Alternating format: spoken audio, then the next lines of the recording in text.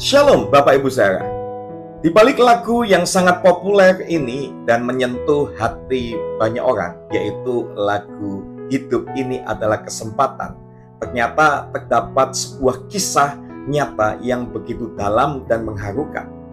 Lagu ini diciptakan oleh Bapak Wilhelmus, dan Bapak Wilhelmus ini adalah seorang pelayan Tuhan yang mengalami duka luar biasa saat anak laki-lakinya yang berusia masih muda dipanggil ke rumah Bapak. Nah, anak beliau ini dikenal sebagai seorang remaja yang sungguh-sungguh di dalam pelayanan, terlibat aktif dalam pelayanan musik dan memiliki semangat mengasihi Tuhan yang luar biasa. Tetapi dalam usia yang sangat muda, dan menurut kita semua pastinya sangat terlalu cepat, anak ini meninggal dunia, Bapak Ibu Saudara.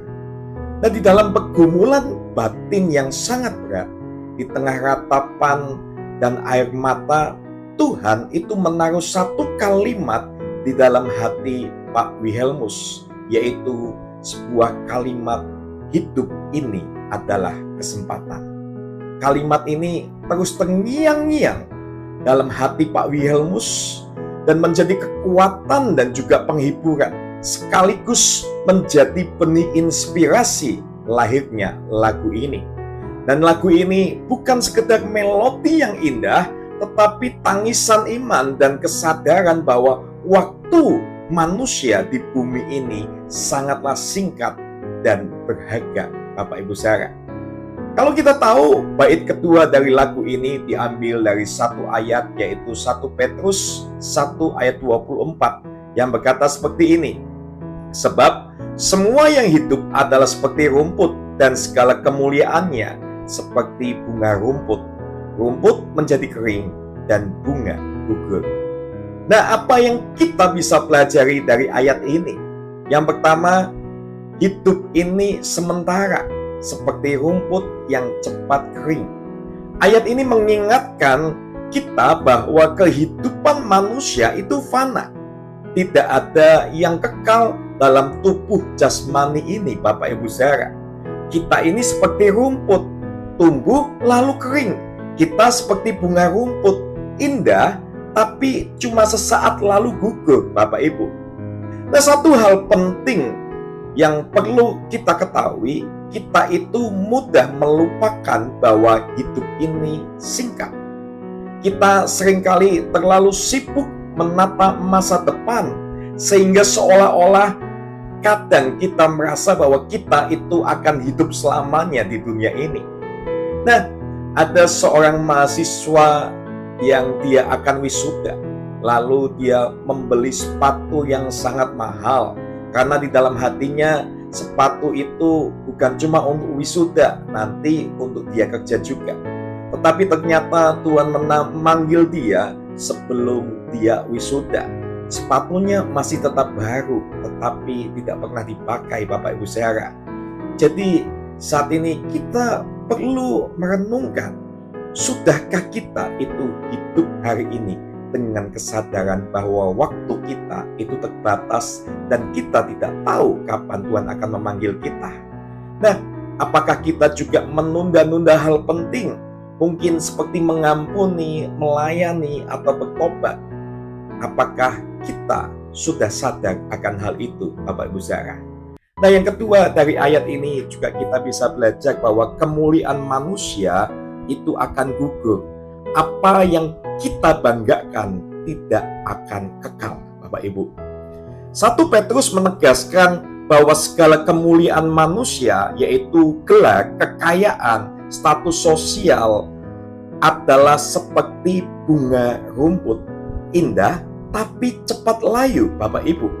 Artinya, apapun yang kita kerja di dunia ini tidak akan bertahan untuk selamanya. Rumah yang kita bangun bisa roboh, jabatan yang kita miliki saat ini bisa digantikan oleh orang lain, dan tubuh yang cantik atau gagah itu bisa sakit dan juga hancur, Bapak Ibu Saudara. Kita tahu banyak artis terkenal mati muda dalam kesepian. Dunia memuji mereka, tapi saat mereka tiada, nama pun cepat dilupakan oleh banyak orang, Bapak Ibu saudara. Saat ini kita harus merenungkan apakah kita saat ini sedang mengejar hal-hal yang fana saja dan melupakan hal yang kekal, atau apakah kita saat ini memakai kemuliaan dunia untuk memuliakan Tuhan, Bapak Ibu saudara. Mari kita mau renungkan sama-sama, Bapak Ibu. Dan yang ketiga, Bapak Ibu saudara, yang bisa kita pelajari adalah semua akan kembali kepadanya. Apa yang kita bawa nanti, Bapak Ibu, karena semua akan kembali kepadanya yang memberi hidup, Bapak Ibu. Ini adalah pengakuan iman bahwa cepat atau lambat kita akan berhadapan muka dengan Tuhan. Hidup ini bukan akhir dari segalanya, tapi awal dari kekekalan itu. Ibrani 9 ayat 27 mengatakan, dan sama seperti manusia ditetapkan untuk mati hanya satu kali, dan sesudah itu dihakimi. Nah, orang yang tahu dia akan mati akan hidup berbeda.